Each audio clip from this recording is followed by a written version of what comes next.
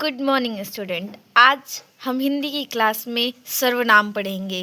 क्या पढ़ेंगे? आज हम हिंदी की क्लास में सर्वनाम पढ़ेंगे। आज हम जानेंगे कि सर्वनाम का प्रयोग कहाँ होता है, इसका प्रयोग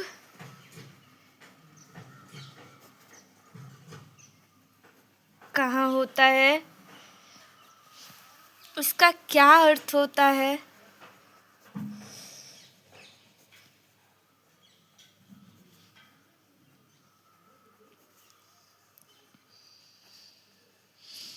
ठीक है। तो आज हम इस जानेंगे कि सर्वनाम का प्रयोग कहाँ होता है और इसका अर्थ क्या होता है, ठीक है। तो पहले हम उसके लिए इतना ये सब जानने के लिए पहले हम एक उदाहरण देखेंगे। उदाहरण जैसे कि हम देखेंगे कि काजल एक अच्छी लड़की है। आगे हम देखेंगे काजल अच्छा खाना पकाती है।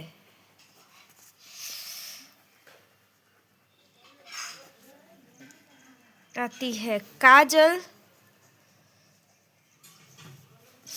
घर का सारा काम करती है।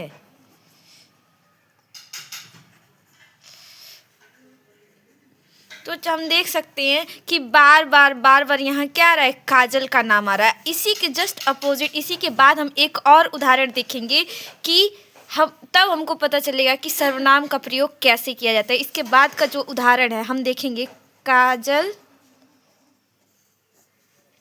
एक अच्छी लड़की है। वह अच्छा खाना पकाती है। वह घर का सारा काम करती है, ठीक है।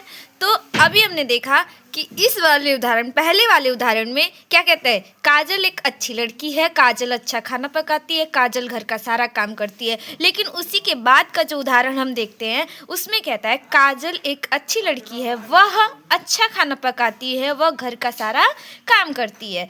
तो बार काजल मतलब कि पहले वाले उदाहरण में क्या है कि बार बार एक ही व्यक्ति का मतलब नाम ले रहे हैं हम लोग बार, तो हमें अच्छा नहीं लगता है। ये शब्द हमें क्या लगता है, गलत लगता है, मतलब कि गलत लगता है। तो क्या है, कैसे बार कह रहा है कि काजल काजल काजल, हर शब्द में काजल। तो इसी को सहज और सरल बनाने के लिए हम किसका प्रयोग करते हैं, सर्वनाम का प्रयोग करते हैं। तो जैसे कि हम देखते हैं कि यहाँ पे अभी हमने क्या किया, काजल एक अच्छी लड़की है, वह अच्छा खाना पकाती है, वह घर का सारा काम करती है। तो जो ये वह का प्रयोग है वो क्या है, वो हमारा सर्वनाम है। वो क्या है, हमारा सर्वनाम है। और ये जो काजल है वो संज्ञा है। तो अब हम देखेंगे कि सर्वनाम का अर्थ क्या होता है। सर्वनाम का अर्थ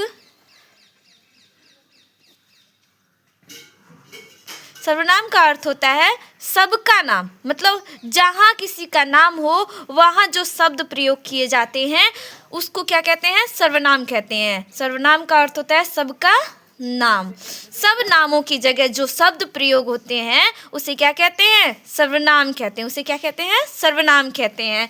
आगे हम इसकी परिभाषा को देखेंगे कि इसकी परिभाषा क्या होता है।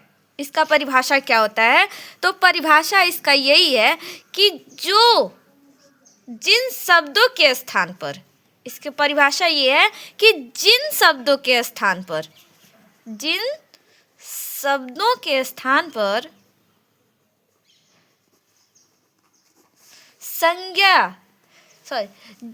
शब्दों का प्रयोग कहते हैं, उसका परिभाषा ये है कि जिन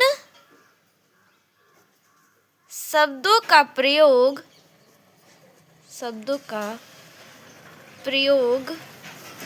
संज्ञा के स्थान पे हो।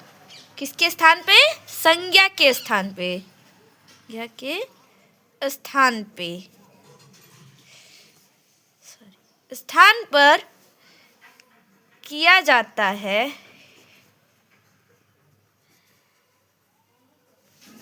उसे सर्वनाम कहते हैं। आया समझ?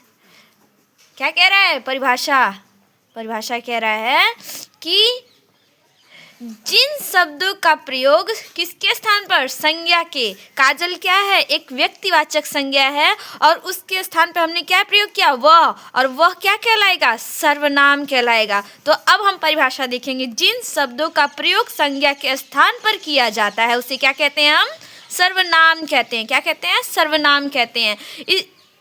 कुछ शब्द ऐसे होते हैं कि बार बार क्या होते हैं? सर्वनाम में आते हैं। वो ये शब्द हैं, हम देख सकते हैं।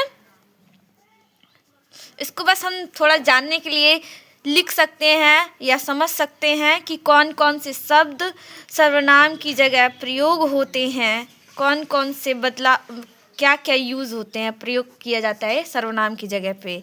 तो ये जैसे कि है वह, मैं, तू, कोई, जो, सो, कौन, क्या, कुछ।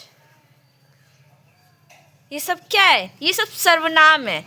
तो आज की क्लास में बस हम इतना ही जानेंगे कि सर्वनाम किसे कहते हैं, सर्वनाम का प्रयोग क्या होता है, सर्वनाम का अर्थ क्या होता है। तो मैं आशा करती हूँ कि आप सभी को समझ में आया हो, आप सभी ने अच्छे से जाना हो कि सर्वनाम किसे कहते हैं। Thank you.